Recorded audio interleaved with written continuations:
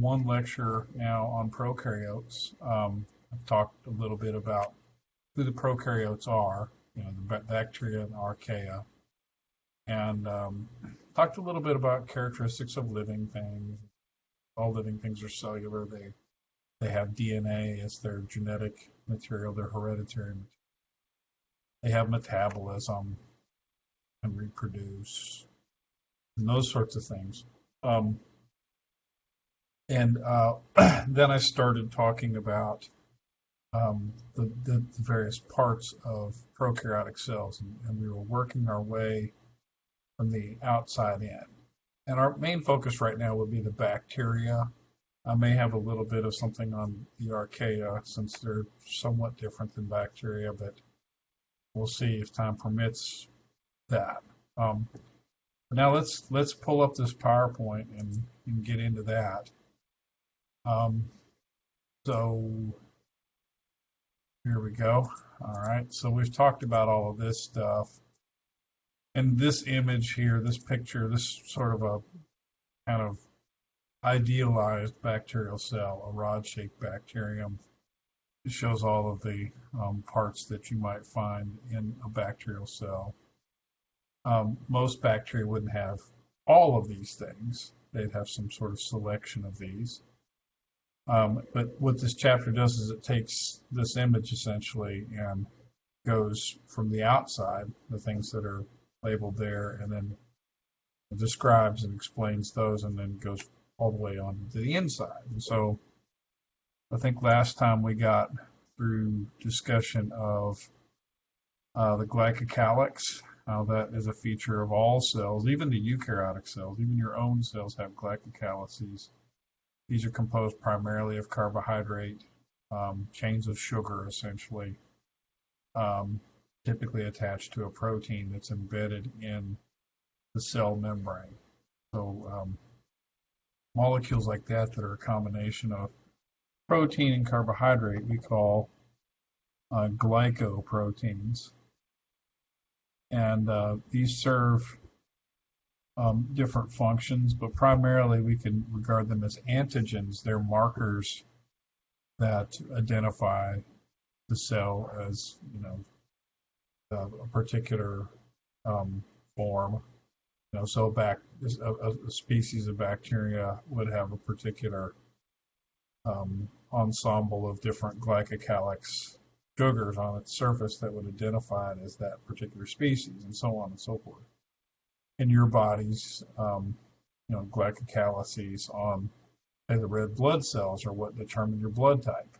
So if you have type A, you have a selection of sugars that identify that as type A. And if you're type B and so on, you're going to have those as antigenic particles. Even type O individuals whose red blood cells don't cause an antigen-antibody reaction when they're transfused into somebody, even those cells have glycocalyces. And it's also the basis for when someone is approached as a possible candidate for organ donation or tissue donation. They have to determine whether they're a match for the recipient. And that's based on the glycocalyx sugars that are found, the glycocalyx markers that are on the surfaces of them.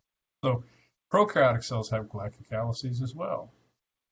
And then we've got the appendages, and we've talked about flagella, how the prokaryotic flagellum is special because it has this little hook at its base that imparts a sort of torque to that flagellum as it rotates, and it rotates through 360 degrees because the little basal discs that are embedded in the cell wall and membrane are not firmly attached. They can actually rotate.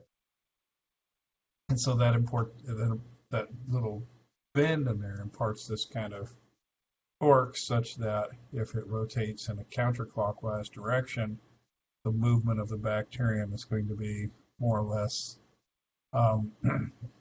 controlled and not haphazard, and they're going to move from point A to B with a great deal of efficiency. But if they rotate that flagellum or flagella, if they have many flagella, they rotate them in a clockwise direction, it leads to this sort of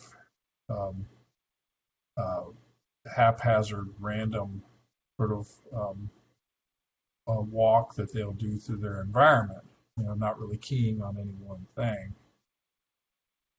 So we have tumbles and runs and different names for that. The flagella, and then axial filaments, or as they're more commonly called, periplasmic flagella. Those are typical of the spiral-shaped bacteria, the corkscrew-shaped bacteria. They're internal filaments of actin that are found in the periplasmic space. And as those contract and lengthen, it causes a writhing, a wriggling of the cell, how they move. And then we have the fimbriae, which are little short, solid bristles of protein that are primarily used for attachment. Those together with glycocalyx materials, capsule or slime layer, are used in establishing a biofilm. Some bacteria grow so abundantly that they form biofilms. And then finally pili, which are hollow tubes composed of this protein called pilin, P-I-L-I-N, and they're used for conjugation. This swapping of genetic material that some bacteria do occasionally so that they can acquire new genetic variation, and this allows them to adapt so that they can evolve, essentially. The gram-negatives are notable for their capacity to conjugate utilizing pili.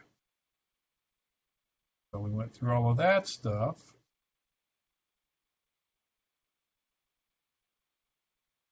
Talk about these different flagellar arrangements: monotrichous, lophotrichous, amphitrichous, peritrichous. And taxis, don't forget those. Ataxis is sort of a directed movement, a movement toward or away from some stimulus. Not a random, haphazard kind of thing, but there appears to be some sort of almost logic behind it. Of course, these guys don't have brains, so they can't do that, but it's based on chemical responses essentially to various physical and chemical phenomena. We've got chemotaxis, where there's response to a chemical stimulus, something in the environment that they're either positively attracted to or they're negatively repelled by. We have positive and negative chemotaxis. Some forms are phototactic, they respond to light in various ways. And there's other kinds of taxis. Some organisms are magnetotactic. They would respond to their position in a magnetic field, and they have the capacity to respond appropriately. That can be helpful in some contexts. But anyway, so we've got that. And there's the periplasmic flagella, fimbriae, pili, slime layers and capsules. They're the same essentially, except the capsule is much more consolidated. It's denser. It's much more like a calyx material, and you can guess that that's going to be a lot more protective for the organism. So they're protected from ingestion by the phagocytic leukocytes in the host's body. So your neutrophils would be challenged to kill bacteria that have thick capsules on them, more so than if they were to encounter bacteria that have just a slime layer. These are more easily destroyed by defense cells or defensive chemicals that those same cells might be producing. Things like lysozyme and complement would destroy slime layer covered bacteria easier than they would capsule cover bacteria. And of course, the capsule, when you got a bunch of bacteria with capsules, they tend to stick together and form these biofilms, which um, afford, even more capabilities for the bacteria. They can, as a group, respond to stimuli more efficiently. And that's in your body if you have a biofilm occurring in, say, I don't know, on a heart valve or some other compartment in the body. It could lead to an infection that is refractory to treatment. So you could wind up dying as a result of that. Anyway, that. Okay, and then I don't think I got this far, or did I? I don't remember. But the cell envelope is the covering. It's what bounds the cell. It's what serves to kind of hold in the cytoplasm. I did go over this. So we've got gram-positive and gram-negative bacteria. The chief difference between them has to do with how much, well, one of the chief differences has to do with how much of this stuff is found in the cell wall. Now, the cell wall, note, is beneath the glycocalyx, but it's outside of the cell membrane. The cell wall and the cell membrane are separate structures. So the cell wall is the outermost of those two. And it contains at least some peptidoglycan. In some forms, there's a lot of it. In others, there's less. So that's one of the definitive differences, diagnostic differences between gram-positives and gram-negatives. Gram-positives have mostly peptidoglycan in their cell walls. Gram-negatives have some peptidoglycan, but some other stuff is important. And the main role of this peptidoglycan sort of sheath, which is multi-layered, and is when it's intact and when it's formed properly, is very protective. The main thing that it protects against is lysis. And that's literally cell bursting, so a cell exploding in response to an influx of lots of water, as would happen in, say, a really freshwater type of environment, like a pond or a stream or many other types of settings where the solute concentration of the water that surrounds them is relatively low. Okay? It's going to produce a hypotonic surrounding environment, and water tends then to come into cells because the interior of the cell, the cytoplasm, is more solute rich. So there's that. The cell wall mainly helps out with that, as well as other things. Helps to maintain cell shape and all of that business. And what is peptidoglycan? Well, if you parse that name, you can see peptido, the root peptido. That refers to something that's kind of like proteinaceous. It's got some protein. Protein in quotes because it's not a full-fledged protein, but it's got some character of protein. And the glycan root word, the glyc in there, refers to something that is sort of sugary, carbohydrate rich. And so you see this is a bacterium here, and it looks like it's got these little threads wrapped around it, kind of like you would have in a radial tire. Little fibers, and those fibers are composed of these subunits. This is one subunit that, when bound to others like it, will form the cell wall. And so what do you have in there? Well, you've got these N-acetylglucosamine residues, we call NAGs. Okay, so the G in there, just remember glucosamine. The same stuff people take for sore joints, to maintain healthy cartilage is the claim. I don't know if in fact that's true or not, but anyway, it's that same stuff. And so you've got one of those, and then there's this little oxygen in here that serves as a bridge between the NAG and this NAM, which is muramic acid, N-acetylmuramic acid. And those are both sort of like carbohydrates, and hence then the sugar sort of component. And then you have another oxygen, and then you have a NAG here.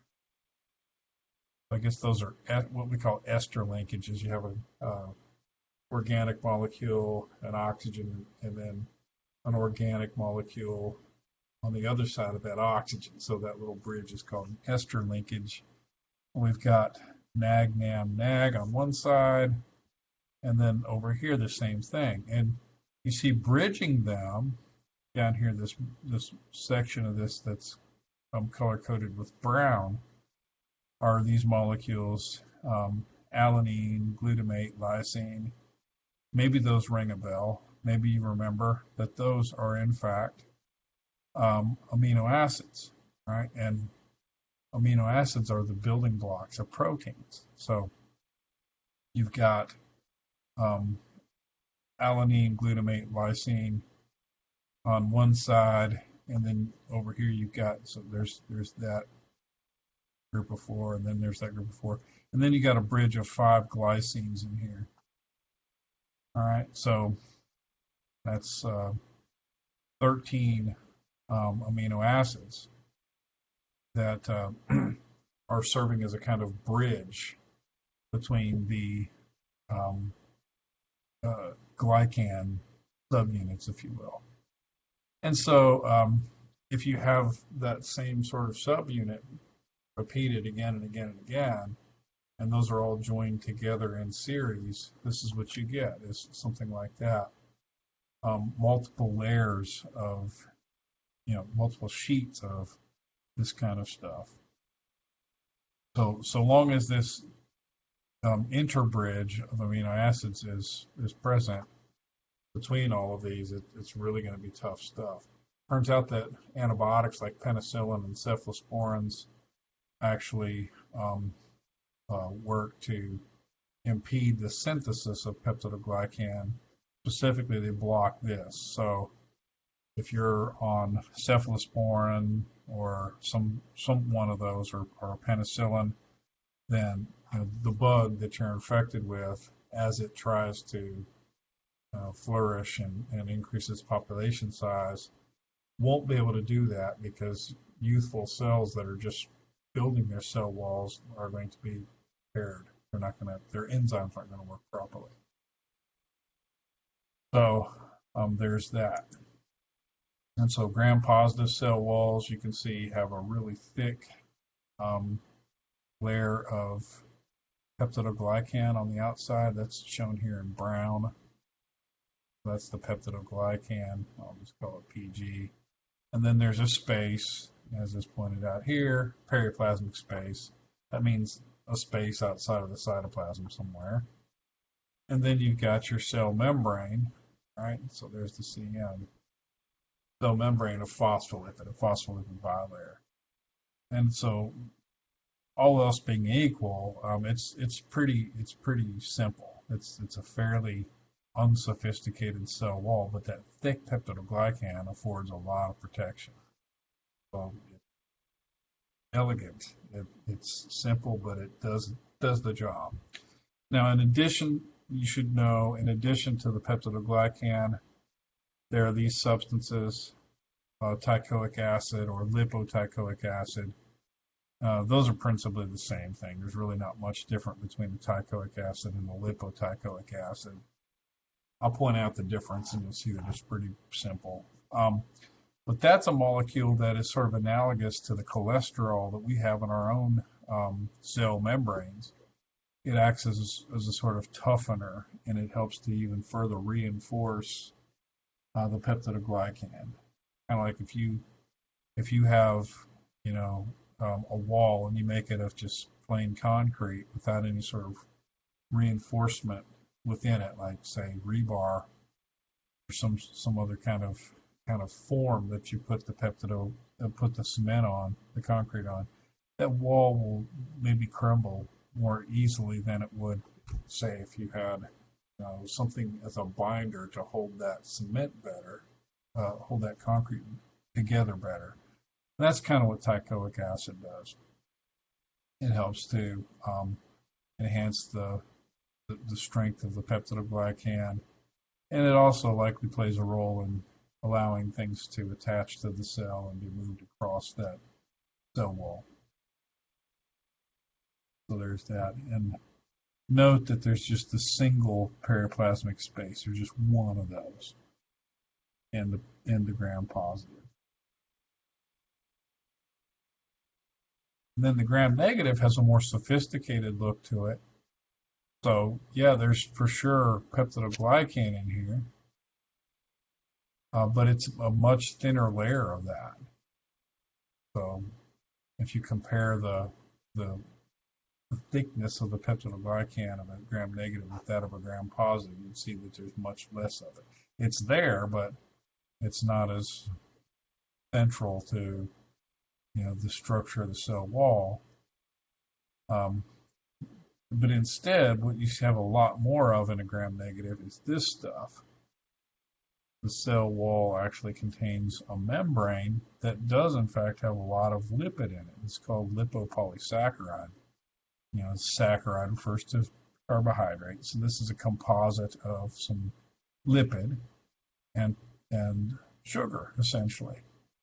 And you can see this layer that's sort of color-coded green here is the LPS containing portion of the cell wall. And as we'll see, that itself has a very sophisticated structure and is very similar to the cell membrane on the inside. In fact, it is another membrane, and often then is referred to as an OM or outer membrane, okay? But it is part of the cell wall. And that LPS and some of the proteins embedded in it give the gram-negative cell, a wider range of capacities when it comes to parasitizing hosts and infecting them and using their bodies as a place to replicate. It gives them some advantage there, as we'll see. The other thing to point out is that there are actually two periplasmic spaces now. In the gram-negative, you have two periplasmic spaces. So there's yet another difference. So here then are artists' renditions. These pictures on the previous page, I should point out, are actually, that's an electron micrograph, an actual picture, but it's been colorized to highlight the different parts. And the same here, that's been colorized. When you look at things with an electron microscope, the image you get is not colored. You have to do that after the fact. But here's artist renditions of what you're looking at. So the gram-positive, you can see this, what they've colored brown here. This thick, homogeneous layer is the peptidoglycan.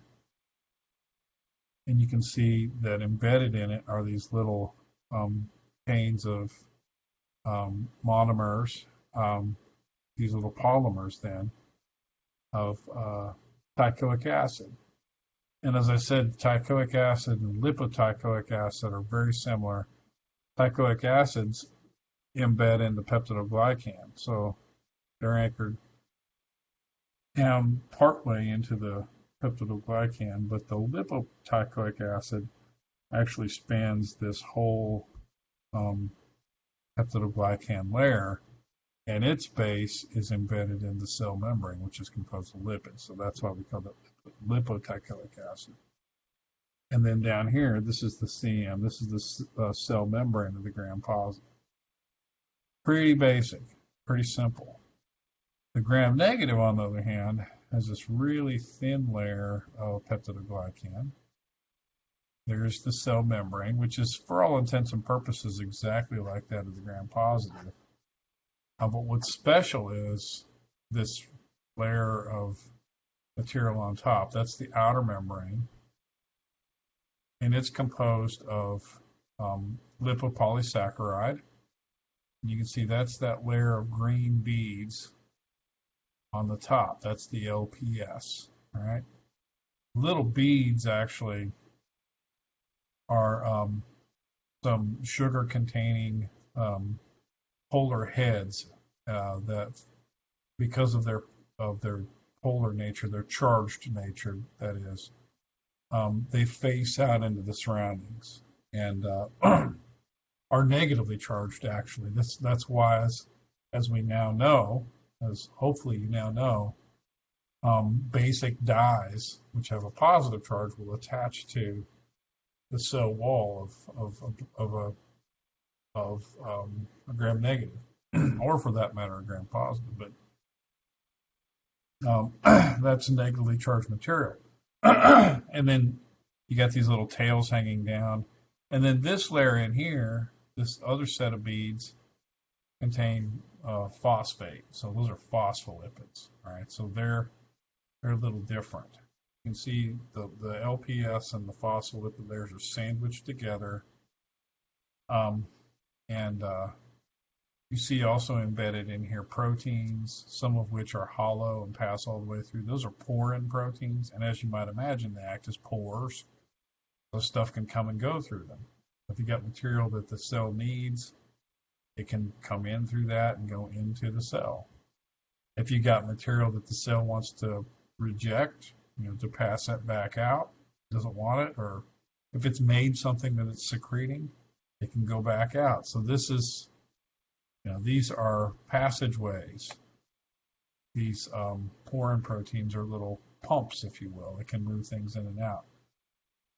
One of the things that a gram negative might reject and push out with the porin proteins would be antibiotics. So gram negatives can utilize their porin proteins in order to get rid of antibiotics, and so that would facilitate their pathogenicity. They would be better pathogens and able to resist destruction by antibiotics because of that. And so porin proteins in that outer membrane can be regarded as a type of, and I'll write it down here, as a type of virulence factor. A virulence factor is anything that a pathogen utilizes to be a better pathogen. It's adaptive for that. And so the porin proteins, so porins are virulence factors for the gram negative.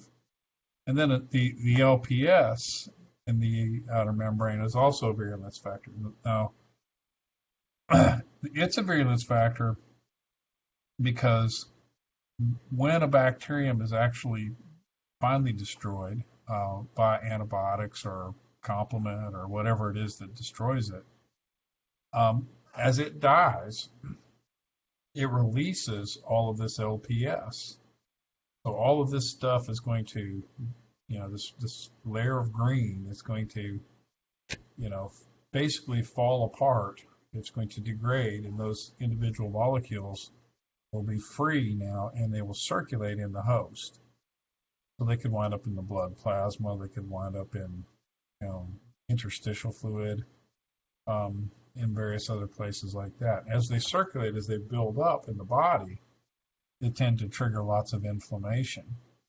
And if you have enough of that, they can actually be destructive. I mean, some inflammation is good, but too much can start to do some damage to the body. All right. So when we get an infection and we experience things like tissue damage and ultimately maybe even organ failure, that's part of why that happens. So the LPS is, when it's released by a dead cell, is referred to as endotoxin. Right? I hope you can read that, endotoxin. LPS becomes the endotoxin. So if, say, for example, you have some bacteria living in your gut and there's not enough protection available between, say, the wall of your gut and the interior of your body. If the wall of your gut is somehow impaired, if it's if it doesn't have a thick enough mucus coating on it. The bacteria that live in your gut actually can be attacked by your immune defense cells. You have a lot of them in your gut. And if they're gram negatives, endotoxin could be released and you get sick. So one way to counter that is good information for you if you're a person who's interested in nutrition. One good way to counter that is to eat green leafy vegetables and do that regularly, because those will stimulate lots of mucus production, and that will serve as a barrier between your gut wall and the bacteria that are living in your gut. Those bacteria in your gut are important, but they can come back to bite you if your gut lining is not healthy. So anyway, that's called leaky gut syndrome, if you want to look that up. And what winds up happening is you have too much endotoxin circulating in your body. You're just always going to feel bad. So eat green leafy vegetables and you won't feel bad. All right, so this little table is a good one to look at, and this contrasts gram positives and gram negatives. So all of the stuff that I have gone over previously is kind of laid out here. You can see that the thickness of the peptidoglycan in the gram positive is much greater in comparison to that which we have in the gram negative. Gram negatives have an outer membrane. There is lots of periplasmic space in a gram negative cell because they have two of them. And the cell wall is less penetrable because you get the porin proteins that can pump stuff back out. So things that try to penetrate the cell wall can't do it so easily. All right, so hey, this would be a good thing to look at, which could serve as the basis for a longer written response type of question, a short sort of essay, comparing and contrasting gram positive and gram negative cell walls. Okay. And then here's another thing that, in biology, we try to make generalizations, and somebody might decide that, or might suspect that one generalization we can make is that all bacteria are either gram positive or gram negative, case closed.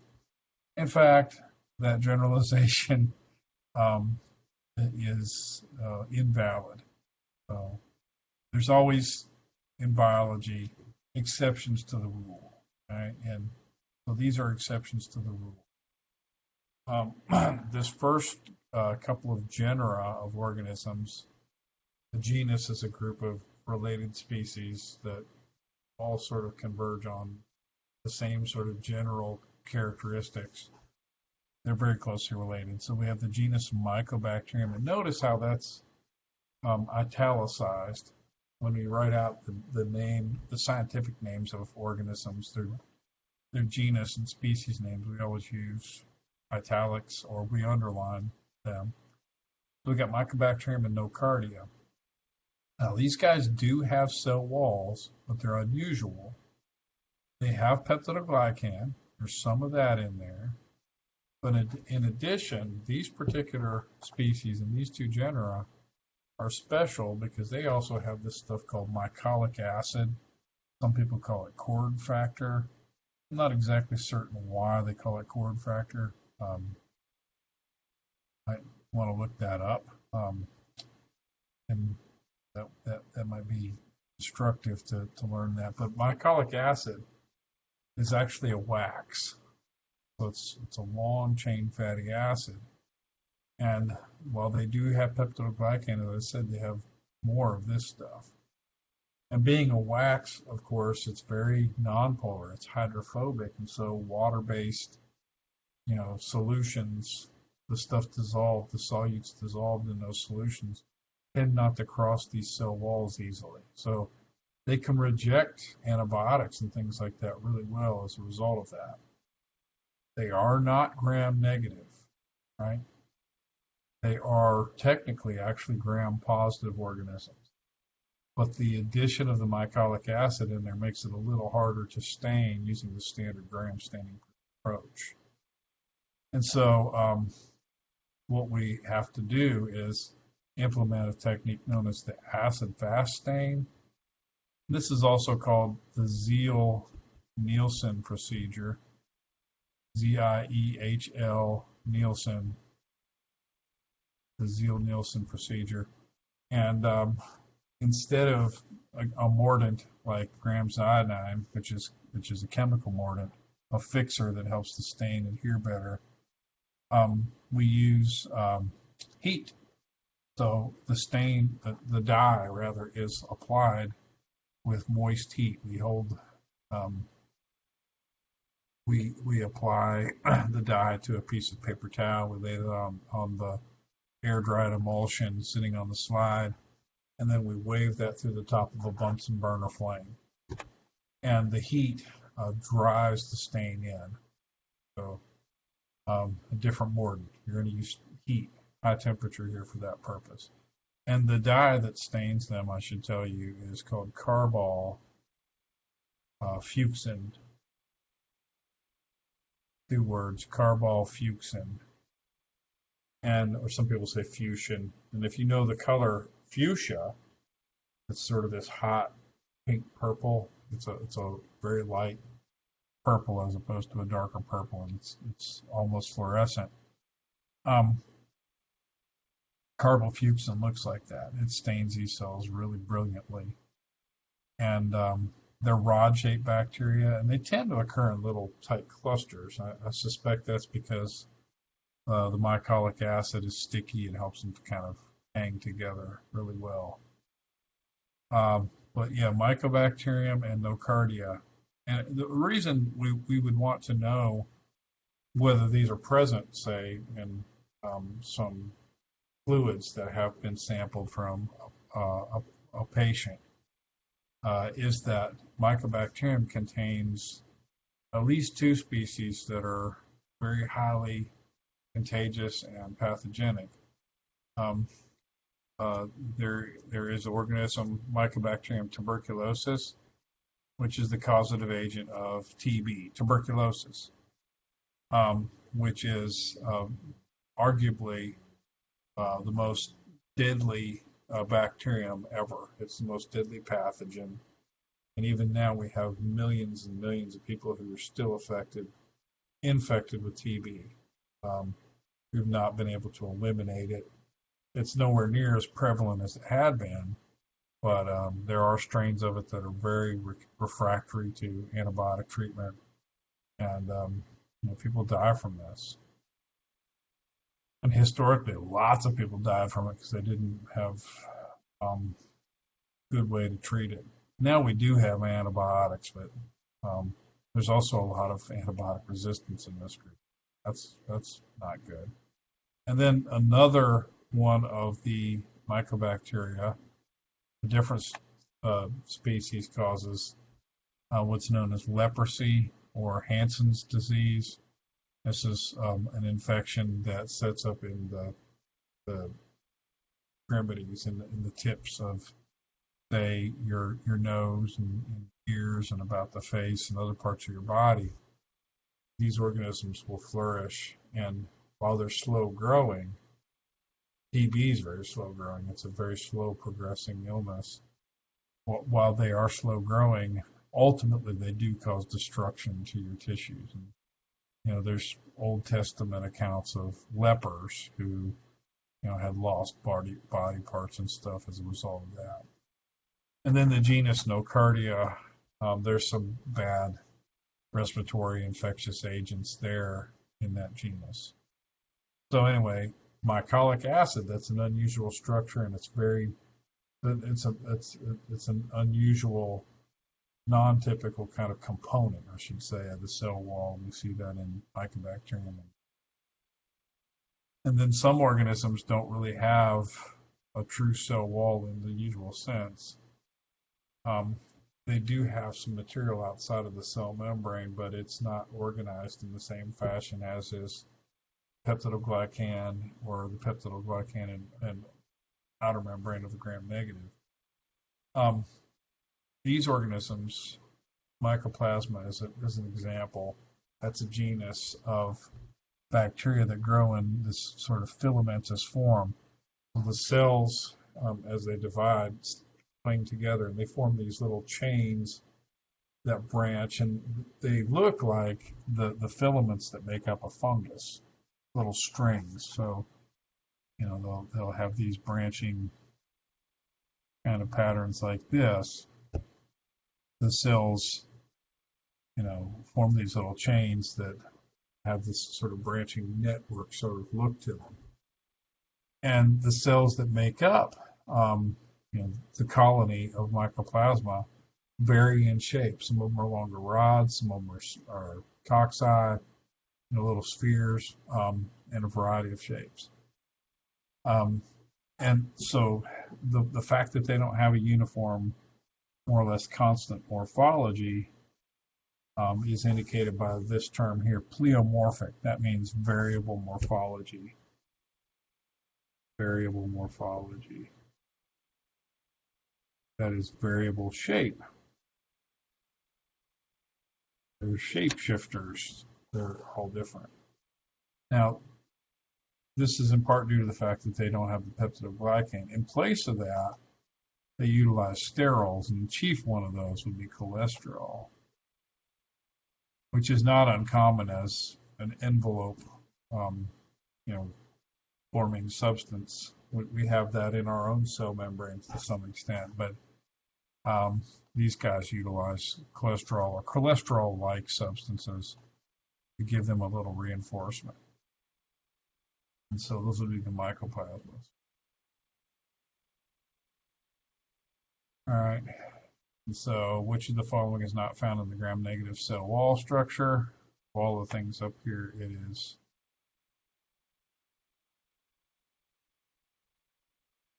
that is unique. That is unique to gram positives. All right. Everything else would be typical of a gram negative. In fact, with periplasmic space, there's two of those. There certainly are lipopolysaccharide molecules and the remember, this is LPS. That's the LPS, and then the peptidoglycan and the porins. The porins together with the LPS, those make the outer membrane. So there you have it. Those are all features, except for the teichoic acid. Those are all features of gram negatives. All right, so I'm going to stop it there. I'm a little slower than I'd liked. I would have liked. So I did share my screen this time. And so the next thing we're going to look at is what's inside of the cell wall. So we'll talk about cell membrane briefly and then start talking about the cytoplasm. And once we finish that, I think we'll probably need, for sure, another lecture, maybe two, to get through that. And once we finish that, we'll be into chapter 5. So I'll be posting this here shortly so that you can see it. So it's Tuesday evening now. So you've already got one lecture up. So this will be the second one. You have 2 lab quizzes that are up now. Some of you've taken both. Some of you have yet to look at those. I think quiz 1 ends, I believe, tomorrow night or Thursday night. And then the quiz 3 actually is what it is. Then quiz 4 ends the next day. There's one more quiz I think that I need to give over the material that we've had in lab thus far. And that would be a microscopy quiz. So I'll be putting that up, and then you can start looking for new lab information because that will cover everything. Those quizzes will cover everything, and the video lectures that we've posted for lab, I'll have some new stuff for you. Okay, so there's that. Again, if you need to email me, there's times when I'm doing other things, and through the day I may not be able to check it real frequently, but do know I will check it. you know, we'll, we'll work together to get through this stuff. Um, so anyway, I can't think of anything else. I was going to say something and I can't remember what it was. So anyway, I'm going to stop right there. I'll see you later.